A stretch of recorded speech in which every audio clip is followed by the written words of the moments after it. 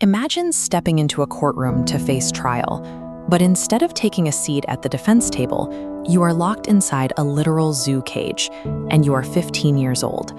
Your fate isn't in the hands of 12 impartial jurors. Instead, it rests on live audience voting, complete with 1-800 numbers flashing across the screen, interrupted only by commercials for barbecue chicken. This is the premise of Vernon God Little, the debut novel by D.B.C. Pierre.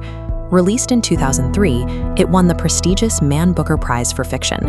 The story unfolds in the fictional, sun-baked Texas town of Martirio, a place so small that everyone knows everyone, and the primary ambition is acquiring a new refrigerator. Pierre uses the setting to analyze the consequences of a justice system being entirely absorbed by the entertainment industry.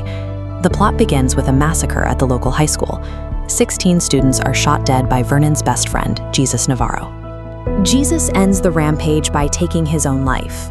Legally speaking, the perpetrator is dead, and the case is closed. But Martirio refuses to accept a tragedy without a living defendant. The senseless violence leaves a vacuum of blame, and the community demands an outlet for its rage. Rather than grapple with why a teenager would murder his classmates, the town manufactures a scapegoat. They convert raw, communal trauma into a manageable, highly profitable commodity. Vernon Little is the ideal candidate for that scapegoat. He wears the wrong Nikes, speaks in defensive adolescent slang, and lacks even a shred of public relations savvy.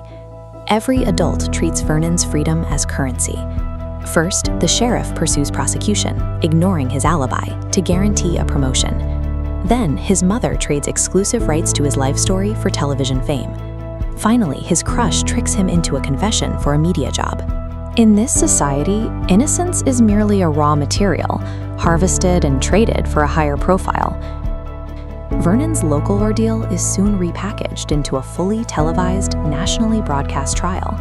The architect behind this broadcast is Eulalio Ledesma. Posing as a CNN reporter, his true goal is building a reality TV network on Vernon's suffering.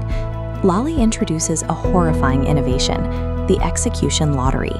Inmates on death row are treated as reality show contestants, and viewers dial in to vote on who gets the lethal injection next. On death row, Vernon abandons the pursuit of an honest defense.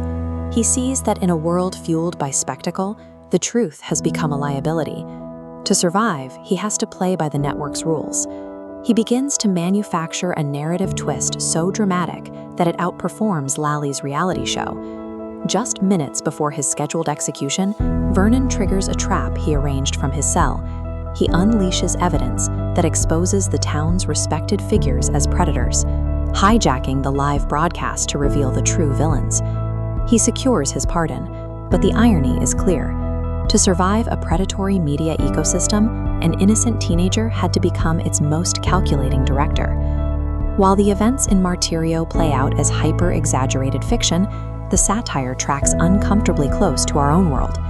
Pierre targets the mechanics of our true crime obsession, exposing how high-profile trials are stripped of their legal weight and repurposed as entertainment. It forces us to ask where the ethical boundary lies. When does consuming someone else's tragedy cross over into actively demanding a scapegoat? Vernon God Little suggests that if justice is allowed to function as a reality show, every viewer tuning in is an active participant in the verdict.